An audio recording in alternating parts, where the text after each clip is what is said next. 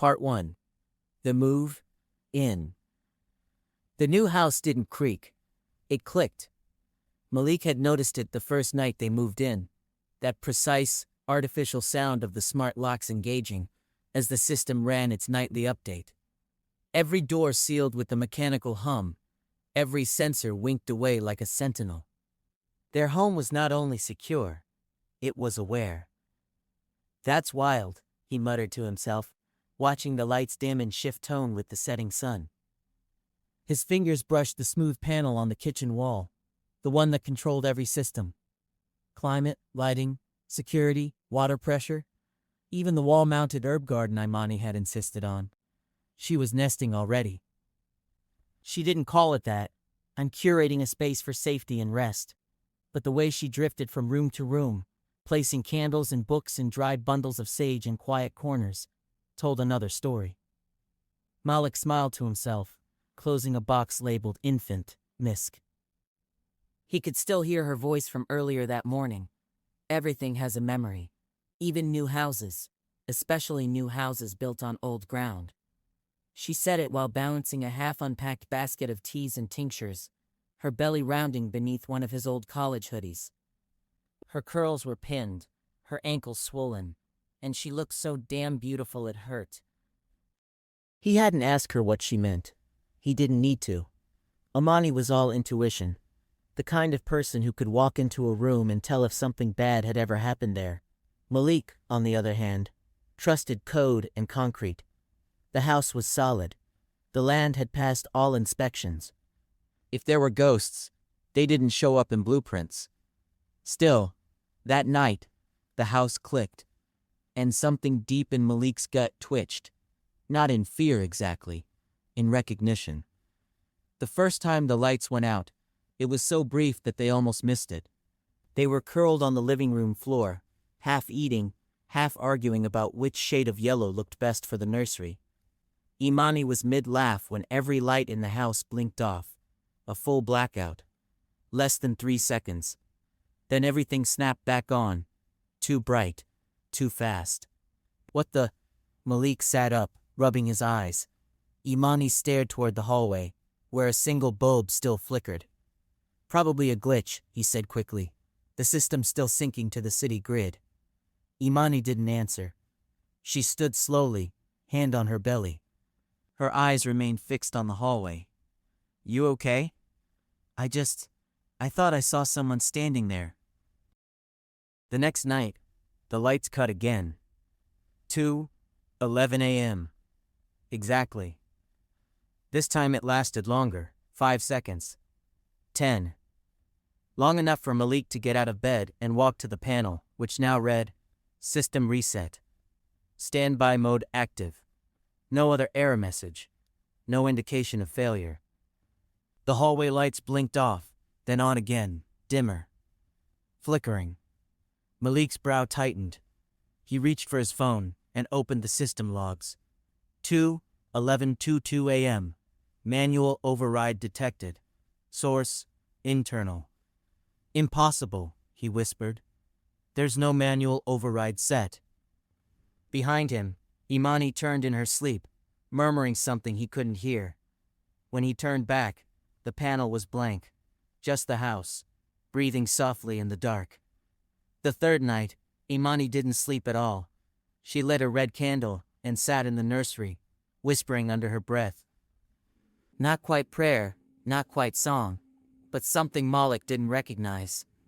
He stood at the door, watching her.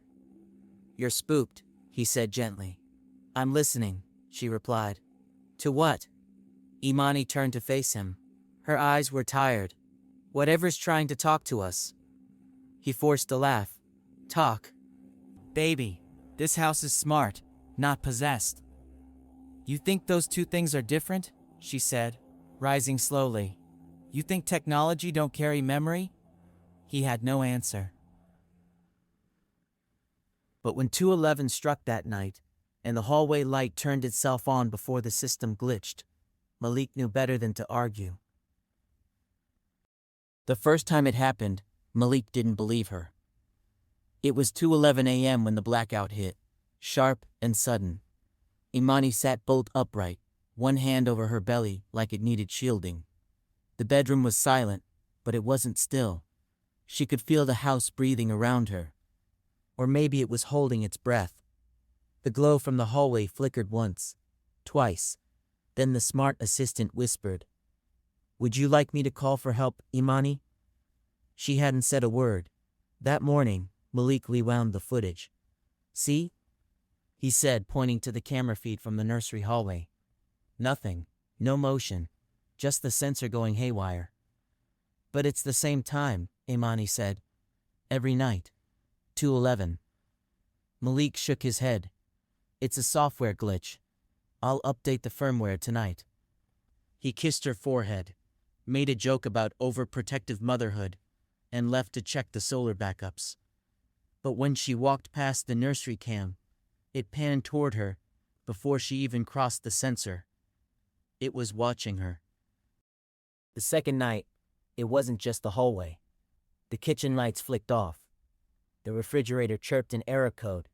The air purifier shut down with a soft mechanical sigh. Then, just before 2:12, everything blinked back on, except the digital clock in the living room. It stayed dark. Just black plastic and a faint humming sound she couldn't locate. Malik was asleep beside her, but Imani was wide awake. The voice didn't speak again, but the house felt like it was waiting. Not in anger, not even in warning, in recognition. The third night, Malik stayed up with her. "All right," he said, arms folded, coffee half full. "Let's ghost hunt." She didn't laugh. They sat in the living room, the house dim and quiet, watching the minutes click toward 2:11. Imani could hear her heart beating in her ears. She'd lit a candle, just in case, though she told herself it was for the scent. At 2:10, the smart mirror in the entryway lit up with Malik's voice, though neither of them had spoken. "System diagnostic complete. Root anomaly detected. Would you like to cleanse?" Malik froze. "That's not a prompt," he said. I didn't program that." Imani leaned in, her voice low. "Cleanse what, Malik?" The mirror screen rippled, a flicker of static like old TV snow. Then it went black. So did everything else. Malik spent the next morning on calls with tech support, pacing the open-plan kitchen like he was back in the hospital during his residency. Trying to diagnose something too quiet to be obvious, too strange to be real. "Maybe it's picking up on our voices from earlier," he offered. Imani didn't respond. She was staring at the thermostat, which had reset itself to 72.2 degrees. "It's not broken," she said. "It's trying to talk." He scoffed gently. "What, the house?" She nodded, then paused. "No, something in it." That night, Imani didn't wait for the lights to fail. She lit the same candle, red clay and sandalwood, her mother's favorite. She unplugged the assistant hub, pulled the battery from her smartwatch, and sat by the window. The moon was full, high, and cold. At 2:11, she saw the backyard floodlights die out in sequence. Not all at once, but one by one, like footsteps moving closer. And then, from the corner where the nursery door met the hallway, she heard it. A light click.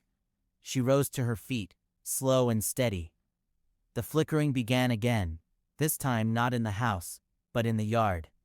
Small, soft flashes, like fireflies moving in a perfect circle. She placed a hand on her belly, and in her own voice, not her own breath, the house whispered back, "Not yet." The dreams began the night after the flickering lights circled the backyard. Imani didn't remember falling asleep. One moment she was sitting on the edge of the bed, her palm warm on the curve of her stomach, the red candle flickering low. The next, she was somewhere else, barefoot, surrounded by moss and fog. The light here was not artificial. It was old, the kind that came from flame and memory. She saw a woman in the clearing, dark-skinned, back straight as an iron post, holding a rusted lantern in one hand and a bundle of herbs in the other. Her head was wrapped in white, and when she turned, her face wasn't human. It shimmered and shifted, like trying to recall a face you've only seen in childhood photos. When she spoke, her voice was heavy with root. "Gal child, you carry more than that baby." Imani couldn't respond, couldn't move.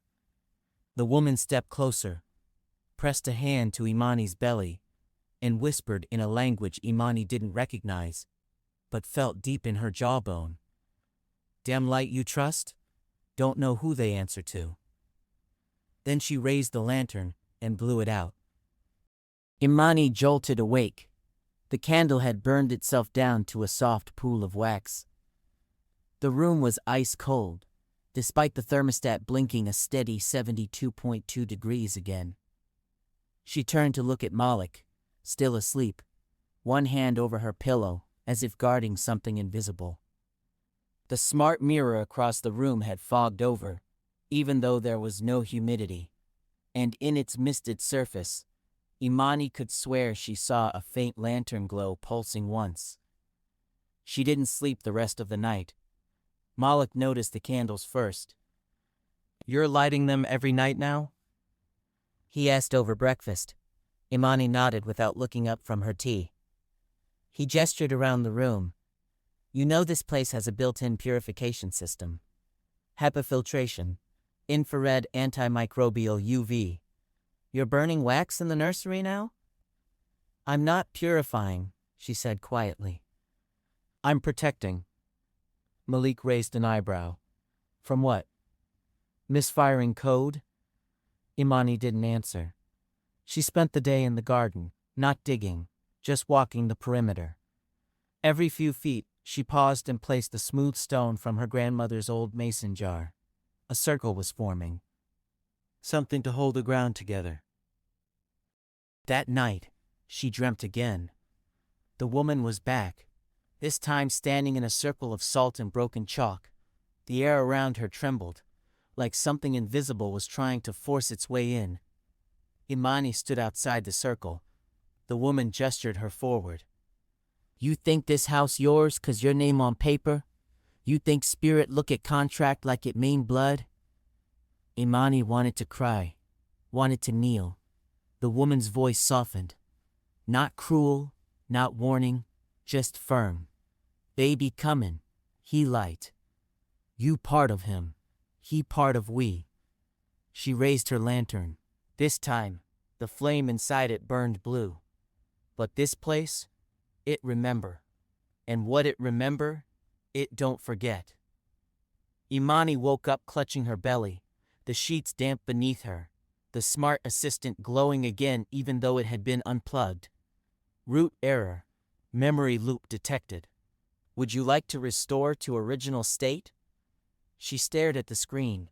It shimmered for a second, then displayed a grainy black and white image. Not her home, but the land. Bare, wild, circle of stones, fire in the middle. A woman in white holding a lantern. The image vanished. The assistant powered off, and Imani said out loud, to no one, "I don't want it erased. I want it remembered." Imani didn't find Miss Geneva. Miss Geneva found her. It was in the garden again. Early morning, mist still clinging to the grass, like memory. Imani had just placed another stone at the edge of the yard, forming the second ring. She didn't know why the circle mattered, only that it did. Miss Geneva stood on the other side of the fence, leaning on a cane that looked older than the sidewalk itself. Her wide-brimmed hat was pulled low, a halo of silver curls catching the light that peeked through the trees. "That ain't how you build a circle," the woman said, voice soft as sugar but firm as nailed wood. Imani blinked. "Excuse me?" Miss Geneva stepped forward, tapping the fence rail with the cane. "Ain't your fault, baby. You ain't from here. You don't know here. But you done moved into a place that do." She invited Imani over for tea the next day. Malik didn't protest, He was buried in the server logs, determined to crack the root anomaly issue, once and for all. Miss Geneva's house was small, but orderly, with curtains that smelled of cedar, and a kitchen that hummed in rhythm with the stove. There were bundles of dried herbs tied with red string above every doorway. A blue glass bottle hung on the front porch, full of sunlight. "I don't mean to be rude," Imani said, cradling the chipped teacup. "But how did you know something was wrong?" Miss Geneva smiled with her eyes. "Didn't have to know. Felt it." She pointed toward the west-facing window, the one angled directly at Imani's home. "That house watching too hard. Ain't never trust a house that remember too well." Miss Geneva explained it like this. "There was a root circle on that land, before the roads, before the zoning, even before the church they bulldozed. A root circle? Protection. Binding. A call for presence. My great-aunt's people kept it marked in salt and iron. Said it held the weight of something that should have been let go but wasn't." Imani leaned forward, and the developers just built over it?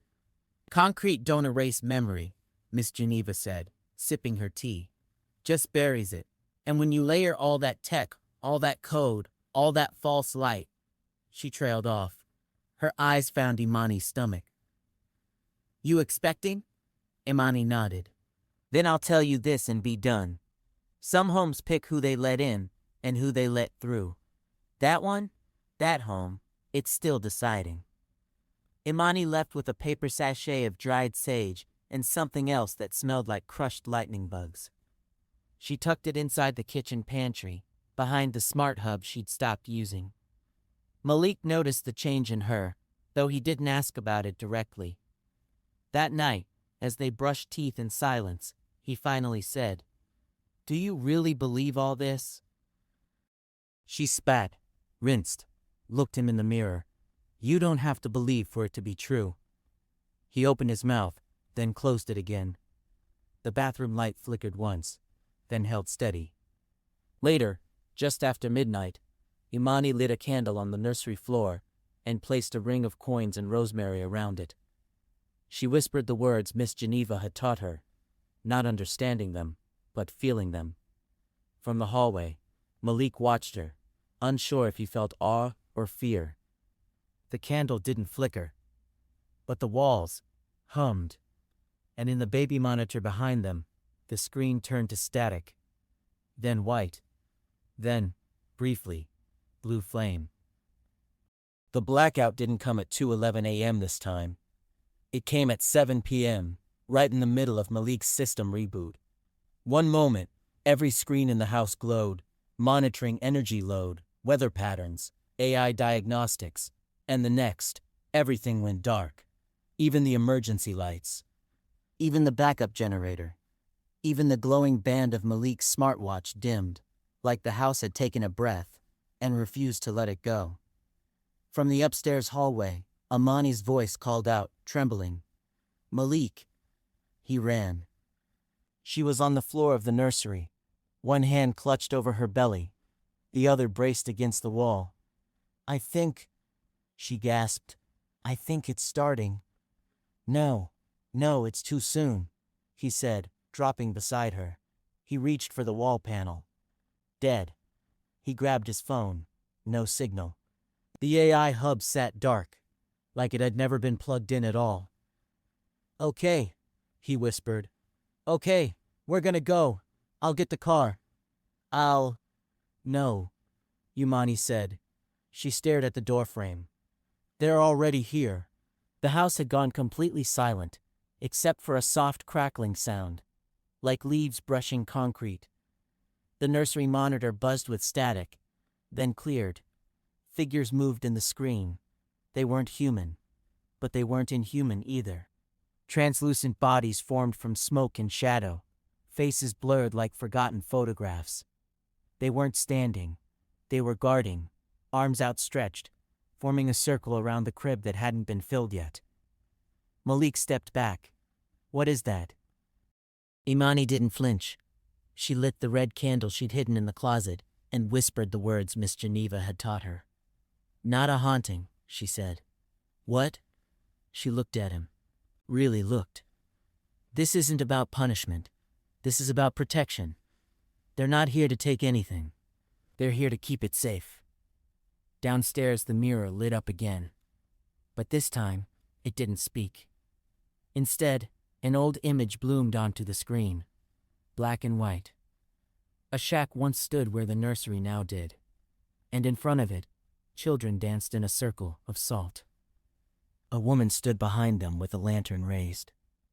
I saw her in my dream, Imani whispered. She was trying to tell me. This place remembered. Malik stared. His hands shook. He fell to his knees beside her. I didn't believe you. I wanted to fix it. Thought if I made everything smart enough, we'd be safe. Imani touched his face. You were protecting us, just in the way you knew how. She took his hand and laid it on her belly. Now it's time to protect another way. They carried the candle downstairs together. Imani began forming the circle again. Coins, rosemary, and dried salt Miss Geneva had blessed. Malik hesitated, then added his own. A copper coil from the AI core, a solar cell chip, and the old battery from their first home thermostat. What are you doing? She asked softly. He looked at her, eyes wet, blending. The house groaned, not in fear, but in release. The lights sparked back to life, softly, dimly, like something ancient had exhaled. The emergency backup didn't reboot. The AI didn't restart, but the red candle's flame turned blue. In the nursery, the spirits did not vanish. They simply turned, stepped back, and watched. Not to haunt, not to claim, but to witness. The next morning, the power was back.